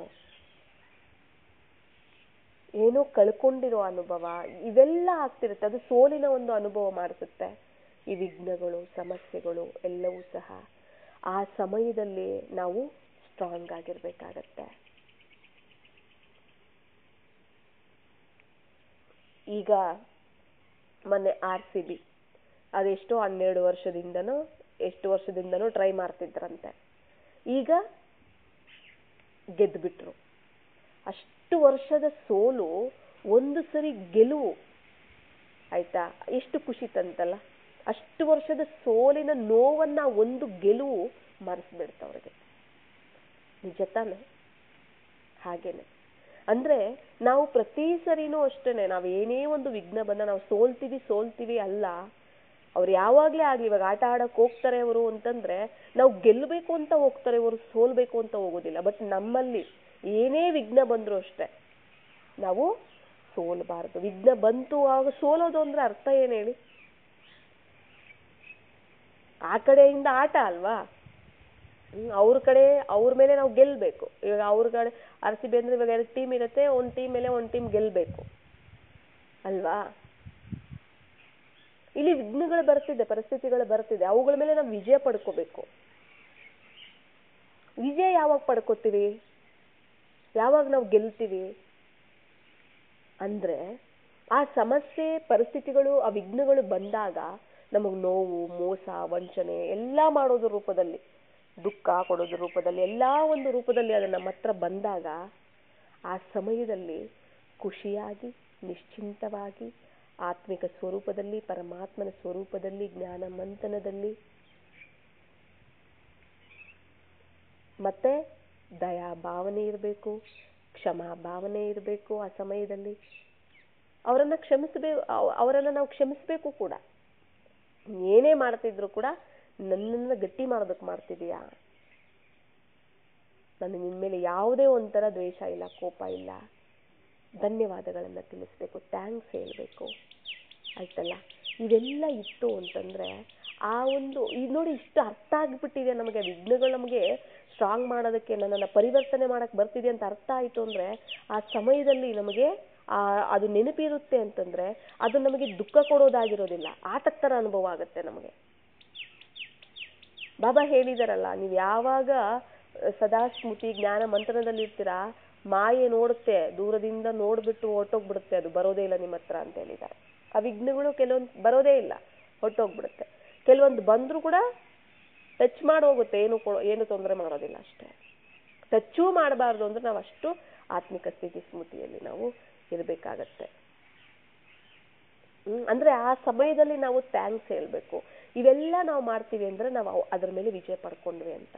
ಆ ಉಲ್ಪೆಟ್ಟು ಬಿದ್ದಿದ್ದು ನನ್ನನ್ನು ಪರಿವರ್ತನೆ ಮಾಡತ್ತೆ, ಆಯ್ತಲ್ಲ, ನನ್ನನ್ನು ಪರಿವರ್ತನೆ ಮಾಡತ್ತೆ ಅನ್ನೋ ಒಂದು ಶುಭ ಭಾವನೆಯಲ್ಲಿರಬೇಕು. ಆಗ ನನ್ನಲ್ಲಿ ಸಹನೆ ಬರುತ್ತೆ, ಶಾಂತಿ ಬರುತ್ತೆ, ನಿಶ್ಚಿಂತತೆ ಬರುತ್ತೆ, ಯಾವುದೇ ಕೋಪ ಬರೋದಿಲ್ಲ, ಏನು ಬರೋದಿಲ್ಲ. ಆಗ ನನ್ನ ಪರಿವರ್ತನೆ ಅಂದ್ರೆ ನನ್ನ ಒಂದು ಪರಿವರ್ತನೆ ಅಂದ್ರೆ ಕೆತ್ತಿ ಪರಿವರ್ತನೆ ಮಾಡ್ತಾರೆ. ಬೇಡದಿರೋದೆಲ್ಲ ಕಿತ್ತಾಕ್ತಿರ್ತಾರೆ ಆ ಸಮಯದಲ್ಲಿ. ಯಾರು? ಶಿವಬಾಬಾ ಶಿಲ್ಪಿ. ಅರ್ಥ ಆಯ್ತಲ್ಲ? ಬಾಬಾರವರ ಸ್ಮೃತಿ ಆತ್ಮದ ಸ್ಮೃತಿಯಲ್ಲಿ ಇರ್ತಾ, ಜ್ಞಾನ ಮನನದಲ್ಲಿ ನಾವು ಇರ್ತಾ, ಅದು ಹೇಳಿದ್ದಾರೆ. ವಿಘ್ನಗಳವಾಗ ಬರ್ತಾ ಇದೆ ಅಂತಂದ್ರೆ ನಿಮಗೆ ಗೊತ್ತಾಗ್ಬಿಡುತ್ತೆ. ಮತ್ತೆ ಆ ಸಮಯದಲ್ಲಿ ನೀವು ಆ ಸಮಯದಲ್ಲಿ ನೀವು ಯಾವ ರೀತಿ ರಿಯಾಕ್ಟ್ ಮಾಡಬೇಕು ಅನ್ನೋದು ಸಹ ಅವಾಗ ನಿಮಗೆ ದಿವ್ಯ ಬುದ್ಧಿಗೆ ತೋಚ್ಬಿಡುತ್ತೆ ಅಂತಲೂ ಸಹ ಹೇಳಿದ್ದಾರೆ ಬಾಬಾ ಅಲ್ವಾ. ಆದ್ದರಿಂದ ಅವರೆಲ್ಲ ಏನೋ ನಮ್ಮಲ್ಲಿರುವಂಥ ಎಷ್ಟೊಂದು ವಿಕಾರಗಳಿದ್ದಾವೆ, ಹಳೆ ಸ್ವಭಾವ ಸಂಸ್ಕಾರಗಳಿದ್ದಾವೆ, ಅವು ನಾವು ಒಂದು ಯೋಗದ ಮೂಲಕ ಕಳ್ಕೋಬೇಕು ಅಲ್ವಾ. ಯೋಗ ಮತ್ತೆ ಜ್ಞಾನ, ಯೋಗ ಮತ್ತೆ ಜ್ಞಾನ, ಅವುಗಳಿಂದ ಬಾಬಾ ಆ ಸ್ವರೂಪದಿಂದನೂ ಸಹ ನಾವು ನಮ್ಮ ಒಂದು ಲೆಕ್ಕಾಚಾರಗಳನ್ನು ನಾವು ಸಮಾಪ್ತಿ ಮಾಡ್ಕೊತೀವಿ. ಇನ್ನು ನಮಗೆ ಪಾಠ ಕಲಿಸೋದಕ್ಕೆ, ನಮ್ಮನ್ನ ಸ್ಟ್ರಾಂಗ್ ಮಾಡೋದಕ್ಕೆ ವ್ಯಕ್ತಿಗಳ ರೂಪದಲ್ಲಿ ಕರ್ಮಭೋಗದ ರೂಪದಲ್ಲಿ ಬರ್ತಿರುತ್ತೆ ಅವೆಲ್ಲನೂ ಸಹ. ಅರ್ಥ ಆಯ್ತಲ್ಲ? ಏನೇ ಬಂದರೂ ನಾವು ಯಾವತ್ತೂ ಅರ್ಥ ಮಾಡ್ಕೋಬೇಕು, ನಾವು ಕಲ್ಲಾಗಿದ್ದೀವಿ, ಕಲ್ಲನ್ನು ಬಾಬಾ ಕೆತ್ತುತ್ತಿದ್ದಾರೆ ಆಯ್ತಲ್ಲ, ಶಿಲೆಯಾಗಿ ವಿಗ್ರಹ ಆಗಿ ಮಾಡ್ತಿದ್ದಾರೆ, ಉಳಿಪೆಟ್ಟು ತಡ್ಕೊಳ್ಳೇಬೇಕು. ಸುತ್ತಿಗೆಯಿಂದ ಹೊಡಿತಾರೆ, ಆಗ ಆ ಉಳಿಪೆಟ್ಟನ್ನು ನಾನು ತಡ್ಕೊಳ್ಳೇಬೇಕಾಗತ್ತೆ, ಸಹನೆ ಮಾಡಬೇಕಾಗತ್ತೆ. ಯಾವಾಗ ಸಹನೆ ಮಾಡೋಕ್ಕಾಗತ್ತೆ? ನಾನು ಅದರ ಒಂದು ಅರ್ಥ ನಮಗೆ ಸರಿಯಾಗಿ ಗೊತ್ತಿದ್ದಾಗ, ಅದರ ಒಂದು ಅರಿವು ನಮಗಿದ್ದಾಗ, ಅದೇನಕ್ಕೆ ಬರ್ತಿದೆ ಅಂತ ನಾವು ಕಲಿಬೇಕಲ್ವಾ. ಅದರ ಒಂದು ಪಾಠವನ್ನು ಕಲಿತು ನಾವೇನು ಮಾಡಬೇಕು? ಪರಿವರ್ತನೆ ಆಗಬೇಕಾಗತ್ತೆ. ಅಂದರೆ ಬಾಬಾ ಒಂದು ಆಪ್ಷನ್ ಏನು ಹೇಳಿದ್ದಾರೆ ಗೊತ್ತಾ? ಆಪ್ಷನ್ ಇದೆ. ಏನು ಅಂದರೆ, ಒಂದು ಯೋಗದ ಮೂಲಕ ಪರಿವರ್ತನೆ, ಇನ್ನೊಂದು ಉಳಿಪೆಟ್ಟಿನ ಮೂಲಕ ಪರಿವರ್ತನೆ. ಅರ್ಥ ಆಯ್ತಲ್ಲ? ಯಾರು ಯೋಗದ ಮೂಲಕ ಪರಿವರ್ತನೆ ಆಗಲ್ಲ, ಅವರಿಗೆ ವಿಘ್ನಗಳ ರೂಪದಲ್ಲಿ ಉಳಿಪೆಟ್ಟು ತಿಂದು ಅವರು ಪರಿವರ್ತನೆ ಆಗ್ತಾರೆ. ಇದನ್ನೂ ಸಹ ನಾವು ಅರ್ಥ ಮಾಡ್ಕೋಬೇಕು. ಇದ್ರ ಬಗ್ಗೆನೂ ನಮಗೆ ಗೊತ್ತಿರಬೇಕು.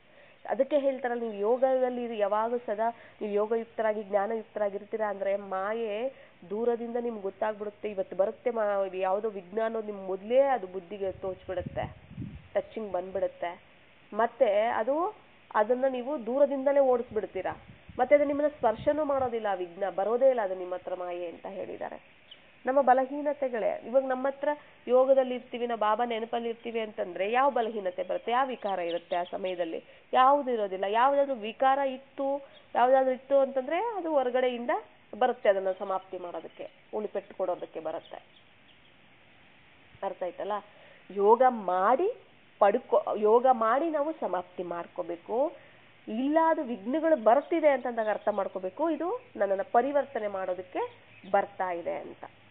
ಆಯ್ತಾ? ಅದು ನನ್ನನ್ನು ಪರಿವರ್ತನೆ ಮಾಡೋದಕ್ಕೆ ಬರ್ತಾ ಇದೆ. ಒಂದು ಯೋಗದಲ್ಲೇನೇ ಸಮಾಪ್ತಿ ಮಾಡ್ಕೊಳ್ಳೋರು ಇದ್ದಾರೆ, ಯೋಗದಲ್ಲೇನೇ ಸಮಾಪ್ತಿ ಮಾಡ್ಕೋಬೋದು. ಎಲ್ಲ ಯೋಗದ ಶಕ್ತಿಯಿಂದ ಎಲ್ಲ ಭಸ್ಮ ಆಗ್ಬಿಡುತ್ತೆ. ಹಳೆಯ ಸ್ವಭಾವ ಸಂಸ್ಕಾರ ಎಲ್ಲನೂ ಆತ್ಮದ ಸ್ಮೃತಿ ಬಿಂದು ಸ್ವರೂಪದಲ್ಲಿ, ಆಯ್ತಾ, ಬೀಜರೂಪ ಸ್ವರೂಪದಲ್ಲಿ ನಾವು ಪರಂಧಾಮದಲ್ಲಿ ಸ್ಥಿತರಾಗುವಂತಹ ಒಂದು ಅಭ್ಯಾಸವನ್ನು ನಾವು ಮಾಡ್ತಾ ಹೋದಂತೆ ಏನಾಗ್ತಾ ಹೋಗುತ್ತೆ? ಆ ಸಂಸ್ಕಾರ ಎಲ್ಲ ಪರಿವರ್ತನೆ ಆಗ್ತಾ ಹೋಗುತ್ತೆ. ಆಯ್ತಾ? ನಾವು ಜ್ಞಾನ ಸಂಪನ್ನರು, ಯೋಗ ಸಂಪನ್ನರಾಗ್ತಾ ಹೋಗ್ತೀವಿ, ಡಬಲ್ ಲೈಟ್ ಆಗ್ತಾ ಹೋಗ್ತೀವಿ. ಲೈಟ್ ಮೈಟ್ ಆಗ್ತಾ ಹೋಗ್ತೀವಿ. ಲೈಟ್ ಹೌಸ್ ಪವರ್ ಹೌಸ್ ಎಲ್ಲ ಆಗ್ತಾ ಹೋಗ್ತೀವಿ ನಾವು. ಯೋಗ ಶಕ್ತಿ ಕಡಿಮೆ ಇದೆ ಅಂದ್ರೆ ವಿಘ್ನಗಳು ಬರುತ್ತೆ. ಅರ್ಥ ಆಯ್ತಾ? ವಿಘ್ನಗಳಲ್ಲಾದ್ರೂ ನಾವು ಕಳ್ಕೋಬೇಕು, ಯೋಗದ ಮೂಲಕ ಅದು ನಾವು ಕಳ್ಕೋಬೇಕು. ಈ ವಿಘ್ನಗಳು ಬರುತ್ತಲ್ಲ, ಈ ಸಮಸ್ಯೆ, ಈ ವಿಘ್ನಗಳು ಬಂದು ನಮಗೆ ಪಾಠ ಕಲಿಸಿ ಸಮಾಪ್ತಿ ಮಾಡಿ ಪರಿವರ್ತನೆ ಮಾಡಿ ಹೋಗುತ್ತೆ. ಅರ್ಥ ಆಯ್ತಲ್ಲ? ಅಂದ್ರೆ ಯಾರೋ ಒಬ್ಬರನ್ನ ಮಾಯೆ ವಶ ಆಗಿರೋರನ್ನ ಆರಿಸ್ಕೊಂಡು ಅಂಥವರೇ ಬರ್ತಾರೆ. ಅಂಥವರಿಂದನೇ ನಮ್ಮಿಂದ ಈಚೆ ಬಂದ್ಬಿಡುತ್ತೆ ಅದು. ಅರ್ಥ ಆಯ್ತಲ್ಲ? ವಿಘ್ನಗಳು ಬರುತ್ತೆ ಆ ಸಮಯದಲ್ಲಿ, ಅಂದ್ರೆ ನಮ್ಮಲ್ಲಿರುವಂಥದ್ದು ನಮಗೆ ಗೊತ್ತಾಗುತ್ತೆ. ಆಯ್ತಲ್ಲ? ಮತ್ತೆ ಯೋಗದಲ್ಲಿ ಆಗಿಲ್ಲ ಅಂದ್ರೆ ಎಷ್ಟು ಪ್ರತಿ ಸರಿ ಅದು ಬಂದು ಆ ವಿಘ್ನ ಬಂದು ನನ್ನ ಗಟ್ಟಿ ಮಾಡೋವರೆಗೂ, ಅದನ್ನ ಸಮಾಪ್ತಿ ಮಾಡೋವರೆಗೂ ಬರ್ತಾನೆ ಇರುತ್ತೆ. ಸಮಾಪ್ತಿ ಆಗೋಯ್ತಂದ್ರೆ ಮತ್ತೆ ಅದು ಬರೋದಿಲ್ಲ ಅಲ್ವಾ? ಹಾಗೆ ಅದೇನ್ ಮಾಡುತ್ತೆ, ಯಾವುದೋ ಒಂದು ವ್ಯಕ್ತಿಗಳ ಮೂಲಕ, ದೇಹದಾರಿಗಳ ಮೂಲಕ ಬರುತ್ತೆ, ನನಗೆ ಪಾಠ ಕಲಿಸುತ್ತೆ. ಉಳಿಪೆಟ್ಟನ್ನ ತಿಂತೀವಿ, ಅದು ಉಳಿಪೆಟ್ಟಾಗಿರುತ್ತೆ. ಅದು ಸುತ್ತಿಗೆ ಮತ್ತೆ ಉಳಿಯಾಗಿ ಬರ್ತವೆ. ಆಗ ಬಾಬಾ ಏನ್ ಮಾಡ್ತಾರೆ, ಅವುಗಳು ತಗೊಂಡು ನಮ್ಮನ್ನು ಪರಿವರ್ತನೆ ಮಾಡ್ತಾರೆ. ನಾನು ನೆನಪು ಮಾಡಿ ಸಾಕು ಪರಿವರ್ತನೆ ಆಗ್ತೀರಾ ಅಂತ ಬಾಬಾ ಹೇಳ್ತಾರೆ. ನಾವು ಯಾವಾಗ ನೆನಪು ಕಡಿಮೆ ಇರುತ್ತೆ ಆವಾಗ ಬಾಬಾ ಏನ್ ಮಾಡ್ತಾರೆ, ಸುತ್ತಿಗೆನೂ ಉಳಿ ಎತ್ಕೋತಾರೆ. ಆಯ್ತಲ್ಲ? ಆಗ ನಾವು ಪರಿವರ್ತನೆ ಆಗ್ಬೇಕು. ಎರಡು ಆಪ್ಷನ್. ಅದಕ್ಕೆ ಚೆನ್ನಾಗಿ ಯೋಗ ಮಾಡಿ ತಪಸ್ ಮಾಡಿ ಅಂತ ಯಾಕೆ ಹೇಳ್ತಾರೆ ಬಾಬಾ ಅಂದ್ರೆ ಇದಕ್ಕೆ ಹೇಳುವಂಥದ್ದು.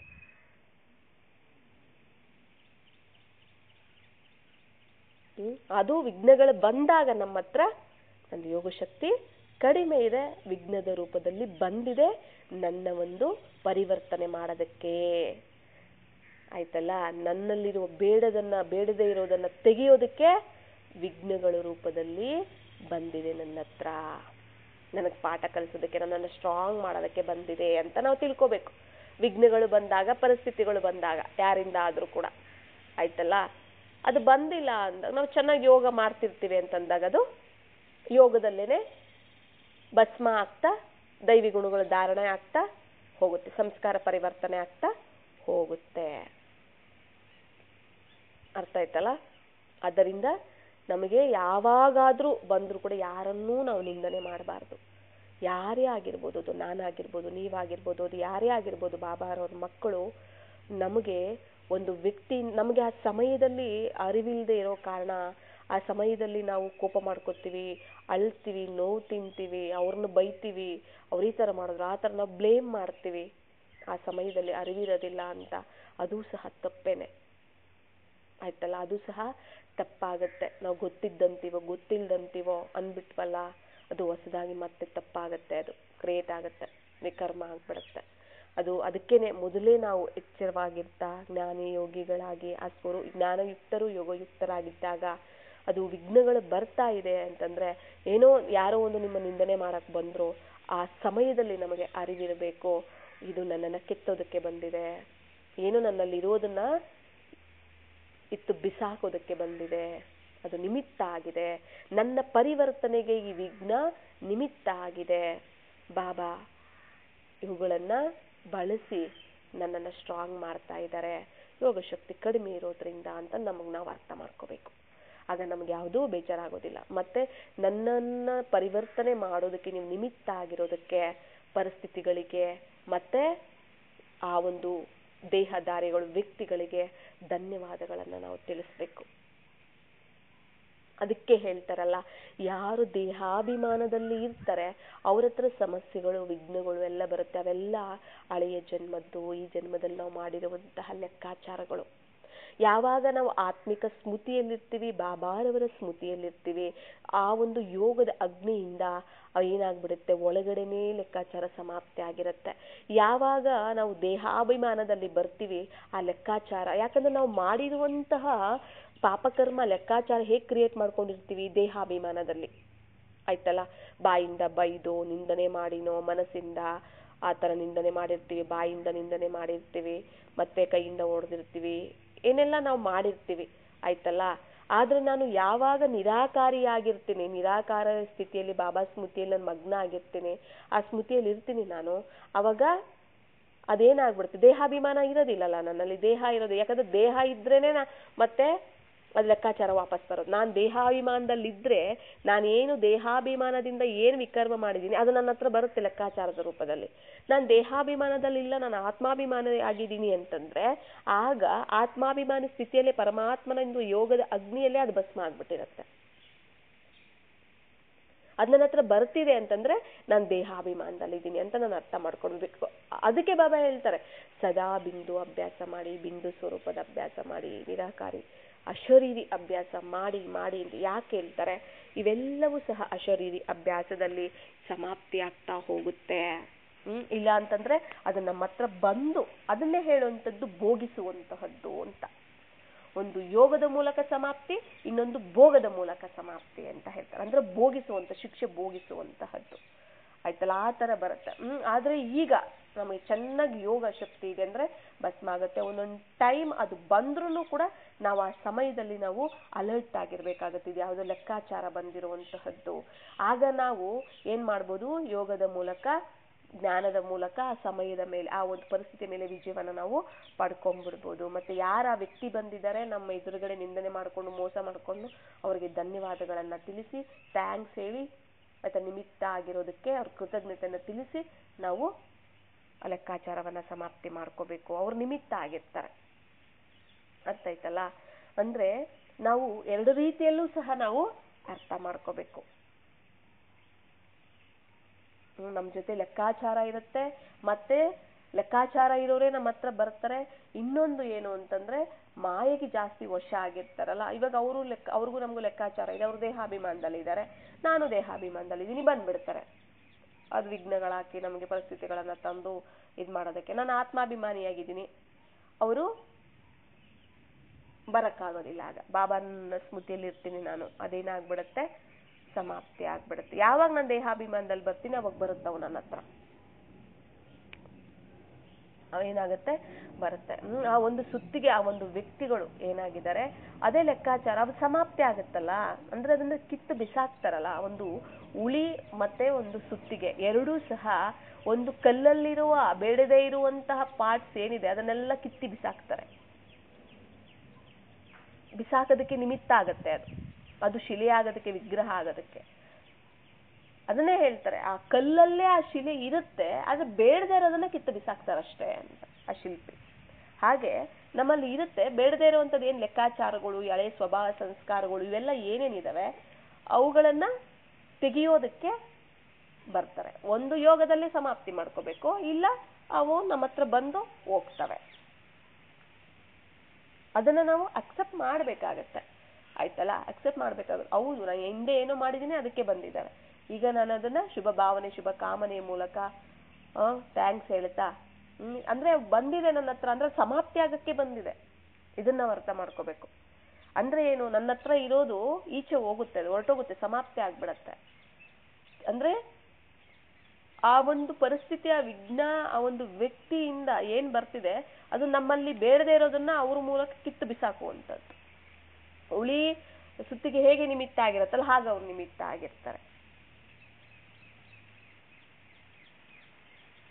ಅದಕ್ಕೆ ನಾವು ಒಂದು ಎರಡು ರೀತಿಯಲ್ಲೂ ನಾವು ಅರ್ಥ ಮಾಡ್ಕೋಬೇಕು. ಒಂದು ಯೋಗದ ಮೂಲಕ, ಇನ್ನೊಂದು ಭೋಗದ ಮೂಲಕ.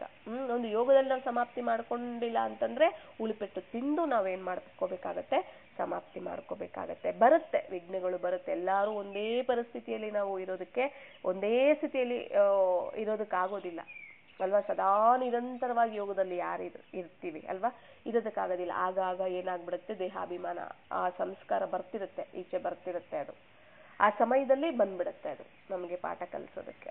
ಹಾಗೂ ನಮ್ಮನ್ನ ಪರಿವರ್ತನೆ ಮಾಡ್ಬೇಕಲ್ಲ. ಎಲ್ಲಾ ತರದ ಅನುಭವವನ್ನ, ಎಲ್ಲಾ ತರದ ಒಂದು ಅನುಭವವನ್ನ ಯಾವುದು ಡ್ರಾಮಾ ನಮಗೆ ಮಾಡಿಸುತ್ತೆ. ಬಾಬಾ ಕೂಡ ಅದರಲ್ಲಿ ನಮ್ಮನ್ನ ಪರಿವರ್ತನೆ ಮಾಡೋದ್ರಲ್ಲಿ ಬಾಬಾ ಕೂಡ ನಿಮಿತ್ತ ಆಗಿದ್ದಾರೆ. ಅವರು ಸಹ ಆ ಡ್ರಾಮಾದಲ್ಲಿ ಬಂಧಿತರಾಗಿದ್ದಾರೆ. ಅವ್ರದ್ದು ಸಹ ಆ ಒಂದು ಪಾತ್ರ ಇದೆ. ನಾವು ಅವರನ್ನ ಶಿಲ್ಪಿಯಾಗಿ ನಾವು ನೋಡ್ಬೇಕಾಗತ್ತೆ. ಅರ್ಥ ಆಯ್ತಲ್ಲ. ಅಂದ್ರೆ ಏನು ಅಂದ್ರೆ ನಾವು ಯೋಗ ಮಾಡ್ತಾ ಹೋದ್ರೆ ನಮ್ಗೆ ವಿಘ್ನದ ಅನುಭವ ಆಗೋದಿಲ್ಲ. ಯಾಕೆ ಇದೆಲ್ಲ ಹೇಳಿದ್ರು ಬಾಬಾ ಅಂದ್ರೆ, ನಾವು ಯೋಗ ಜ್ಞಾನದಲ್ಲಿ ಚೆನ್ನಾಗಿ ನಾವು ಮುಂದುವರಿತಾ ನಾವು ಹೋಗ್ತೀವಿ ಅಂತಂದ್ರೆ ಅದು ಯೋಗದಲ್ಲಿ ಭಸ್ಮ ಆಗ್ತಾ ಹೋಗುತ್ತೆ. ಒಂದ್ ವೇಳೆ ಬಂದ್ರೂ ಕೂಡ ನಮ್ಮಲ್ಲಿ ಯೋಗ ಶಕ್ತಿ ಜ್ಞಾನದ ಶಕ್ತಿ ಇರೋದ್ರಿಂದ ಅದ್ರ ಮೇಲೆ ವಿಜಯ ಪಡ್ಕೊಂಡ್ಬಿಡ್ತೀವಿ. ಏನು ತಪ್ಪು ಮಾಡದೆ ಅದರ ಮೇಲೆ ವಿಜಯ ಪಡ್ಕೊಂಡ್ಬಿಡ್ತೀವಿ, ಅದನ್ನ ಗೆದ್ದು ಬಿಡ್ತೀವಿ ನಾವು. ಅರ್ಥ ಆಯ್ತಲ್ಲ. ಒಂದು ವೇಳೆ ಇಲ್ಲ ಅಂತಂದಾಗ ಆ ಯೋಗ ಶಕ್ತಿ ಜ್ಞಾನ ಶಕ್ತಿ ಕಡಿಮೆ ಇದೆ ಅಂತಂದಾಗ ಅದು ಬರುತ್ತೆ, ಒಂದು ವ್ಯಕ್ತಿಯ ಮೂಲಕ ಯಾವುದೋ ಒಂದು ಮೂಲಕ ಪರಿಸ್ಥಿತಿಗಳು ವಿಘ್ನಗಳಾಗಿ ಬರುತ್ತೆ. ಆ ಸಮಯದಲ್ಲಿ ನಮ್ಮ ಭಾವನೆ ನನ್ನ ತಡ್ಕೋಬೇಕು. ಆ ಸಮಯದಲ್ಲಿ ನಾನು ಸಹನೆ ಮಾಡ್ಕೋಬೇಕಾಗತ್ತೆ. ನನ್ನಲ್ಲಿ ಇದು ಬೇಡದೆ ಇರುವಂಥದ್ದು, ನಾನೇನೋ ಮಾಡಿದ್ದೀನಿ ಹಿಂದೆ, ಅದು ನನ್ನ ಹತ್ರ ಇದೆ, ಅದು ಲೆಕ್ಕಾಚಾರ ಇದೆಯಲ್ಲ ನನ್ನಲ್ಲಿ, ನಾನು ಹಿಂದೆ ಮಾಡಿದ್ದೀನಿ, ಯಾರಿಗೇನೋ ಕೊಟ್ಟಿದ್ದೀನಿ, ದುಃಖನೋ ಮೋಸನೋ ವಂಚನೆ ಏನೋನೋ, ಅದು ನನ್ನಲ್ಲಿ ಇದೆ ಬೇಡದೆ ಇರೋದು. ಅರ್ಥ, ಅದು ಲೆಕ್ಕಾಚಾರ, ಅದು ಭಾರ ಇದೆ, ಹೊರೆ ಇದೆ. ಅರ್ಥ ಆಯ್ತಲ್ಲ. ಆ ಒಂದು ವಿಘ್ನ, ಒಂದು ವ್ಯಕ್ತಿಗಳು ಮತ್ತೆ ಆ ವಿಘ್ನ ಅದು ಅವರು ಬಂದು ಏನ್ ಮಾಡ್ತಾರೆ, ನನ್ನಲ್ಲಿ ಇರೋದನ್ನ ಅವ್ರು ಏನ್ ಮಾಡ್ತಾರೆ, ಕಿತ್ತಿ ಬಿಸಾಕ್ತಾರೆ. ಅಂದ್ರೆ ಅದಕ್ಕೆ ನಿಮಿತ್ತ ಆಗ್ತಾರೆ ಅವರು. ಬಾಬಾ ಅಂದ್ರೆ ಲೆಕ್ಕಾಚಾರ ಬರುತ್ತೆ ನನ್ನ ಹತ್ರ, ಅದಕ್ಕೆ ಅವರು ನಿಮಿತ್ತ ಆಗ್ತಾರೆ.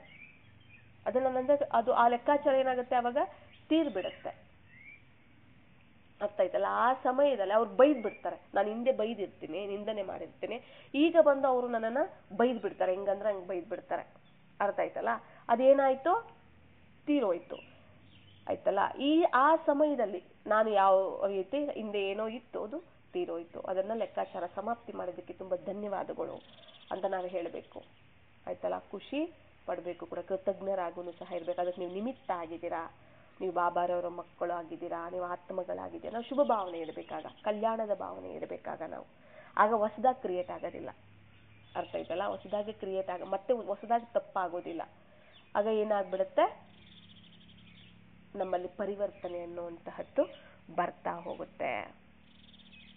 ಹೊಸದಾಗಿ ಏನು ಆಗದೆ ಹಿಂದೆದು ಕಳೆದು ಹೋಗುತ್ತೆ. ಮತ್ತೆ ನಾವು ಆ ಸಮಯದಲ್ಲಿ ನಾವು ವಿಜಯವನ್ನು ಸಹ ನಾವು ಪಡ್ಕೊಂತೀವಿ. ನನ್ನ ಒಂದು ಪಾಪವನ್ನ ಕಳಿಯೋದಕ್ಕೆ, ನನ್ನ ಒಂದು ಲೆಕ್ಕಾಚಾರವನ್ನ ಸಮಾಪ್ತಿ ಮಾಡೋದಕ್ಕೆ ಈ ವಿಘ್ನ, ಈ ಒಂದು ವ್ಯಕ್ತಿ ಏನಾಗಿದ್ದಾರೆ, ಈ ಒಂದು ಪರಿಸ್ಥಿತಿ, ಈ ಸಮಸ್ಯೆ ಒಂದು ನಿಮಿತ್ತ ಆಗಿದೆ. ನಾವು ಅವುಗಳನ್ನ ಬ್ಲೇಮ್ ಮಾಡೋದಲ್ಲ, ಅದು ಆಕ್ಚುಲಿ ನಮ್ಮಲ್ಲೇ ಇರುವಂತಹ ಬಲಹೀನತೆಗಳು, ಆ ಲೆಕ್ಕಾಚಾರಗಳು, ಹಳೆಯ ಸ್ವಭಾವ ಸಂಸ್ಕಾರಗಳು, ಅವೆಲ್ಲ ನಮ್ಮಲ್ಲೇ ಇರುವಂತಹದ್ದು. ಅವೇ ನಮಗೆ ಪಾಠ ಕಲಿಸಿ ಹೋಗುವಂತಹದ್ದು. ಅರ್ಥ ಆಯ್ತಲ್ಲ. ಅದಕ್ಕೋಸ್ಕರ ಎರಡೂ ನಮಗೆ ಗೊತ್ತಿರಬೇಕು.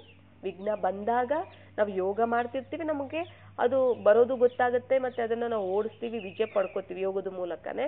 ಮತ್ತೆ ಒಂದ್ ವೇಳೆ ನಮ್ಮ ಹತ್ರ ಬಂದ್ರೂ ಕೂಡ, ಅಂದ್ರೆ ಇಂಥ ಪರಿಸ್ಥಿತಿಗಳೆಲ್ಲ ಬರ್ತಿರುತ್ತೆ. ಅರ್ಥ ಆಯ್ತಾ. ಎಲ್ಲರಿಗೂ ಒಂದೇ ತರ ಬರೋದಿಲ್ಲ. ಮತ್ತೆ ನಮ್ಮ ಹತ್ರ ಬಂದಾಗ ನಾವು ಆ ಸಮಯದಲ್ಲಿ ಜ್ಞಾನಯುಕ್ತರಾಗಿ ಯೋಗಯುಕ್ತರಾಗಿ ವಿಜಯವನ್ನ ಪಡ್ಕೋಬಹುದು ನಾವು. ಇಲ್ಲ ಅಂತಂದ್ರೆ ನಾವು ಏನು ಯೋಗನೂ ಇಲ್ಲ ಜ್ಞಾನನೂ ಇಲ್ಲ, ದೇಹಾಭಿಮಾನದಲ್ಲಿ ಇದೀವಿ ಅಂದ್ರೆ ಅದು ಬರುತ್ತೆ, ನಮಗೆ ದುಃಖ ಕೊಡುತ್ತೆ. ನಾವು ಇನ್ನೊಂದ್ಸರಿ ಬೈದ್ಬಿಟ್ಟು ಇನ್ನೊಂದು ಮಾಡ್ಬಿಟ್ಟಿರ್ತೀವಿ, ನಾವು ಲೆಕ್ಕಾಚಾರ ಕ್ರಿಯೇಟ್ ಮಾಡ್ಬಿಡ್ತೀವಿ. ಅರ್ಥ ಆಯ್ತಲ್ಲ. ಆ ಸಮಯದಲ್ಲಿ ಅದು ಬಂದಾಗ ನಾವು ಅಲರ್ಟ್ ಆಗಿ ಎಚ್ಚರಿಕೆಯಿಂದ, ಅದಕ್ಕೆ ಆತ್ಮಿಕ ಸ್ಮೃತಿ, ಬಾಬಾ ಸ್ಮೃತಿಯಲ್ಲಿ ಇದ್ದಾಗ ಆ ಸಮಯದಲ್ಲಿ ನಾನು ಏನ್ ಮಾಡ್ಬೇಕು ಅನ್ನೋದು ನಮ್ಗೆ ಗೊತ್ತಾಗತ್ತೆ.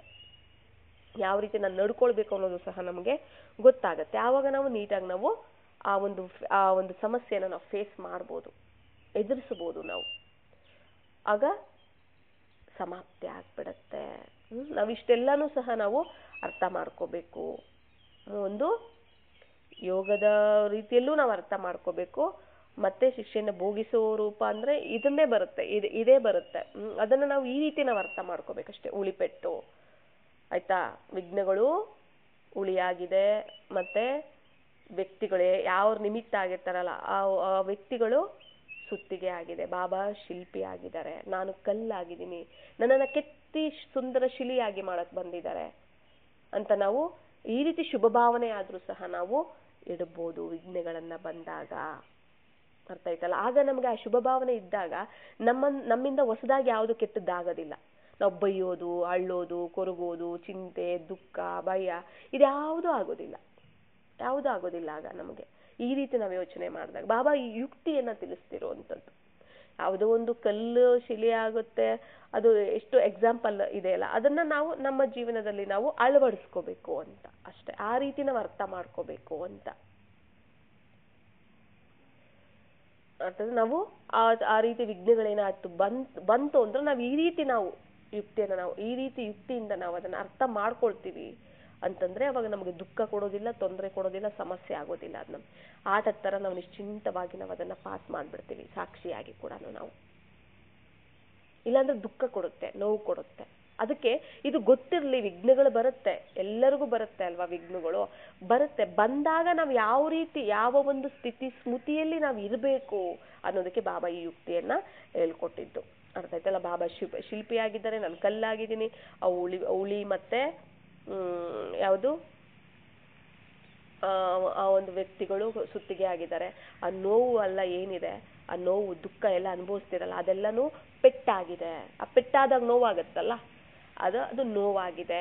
ಈ ರೀತಿ ನಾವು ಅರ್ಥ ಮಾಡ್ಕೊಂಡಾಗ ನನ್ನನ್ನು ಕೆತ್ತಿ ಸುಂದರ ಶಿಲೆಯಾಗಿ ಮಾಡ್ತಿದ್ದಾರೆ, ನನ್ನನ್ನು ಯೋಗ್ಯರನ್ನಾಗಿ ಮಾಡ್ತಿದ್ದಾರೆ, ಸ್ಟ್ರಾಂಗ್ ಆಗಿ ಮಾಡ್ತಿದ್ದಾರೆ ಅಂತ ನಾವು ಅದಕ್ಕೆ ಅವರು ಅಂದ್ರೆ ಸ್ಟ್ರಾಂಗ್ ಆಗೋದಕ್ಕೆ, ನಾನು ಯೋಗ್ಯನಾಗೋದಕ್ಕೆ, ನಾನು ಗಟ್ಟಿ ಆಗೋದಕ್ಕೆ ಅವ್ರು ನಿಮಿತ್ತ ಆಗಿದ್ದಾರೆ ಅನ್ಕೊಂಡಾಗ ಅಲ್ಲಿ ಎಲ್ಲನೂ ಸಹ ಒಳ್ಳೇದಾಗ್ತಾ ಹೋಗುತ್ತೆ.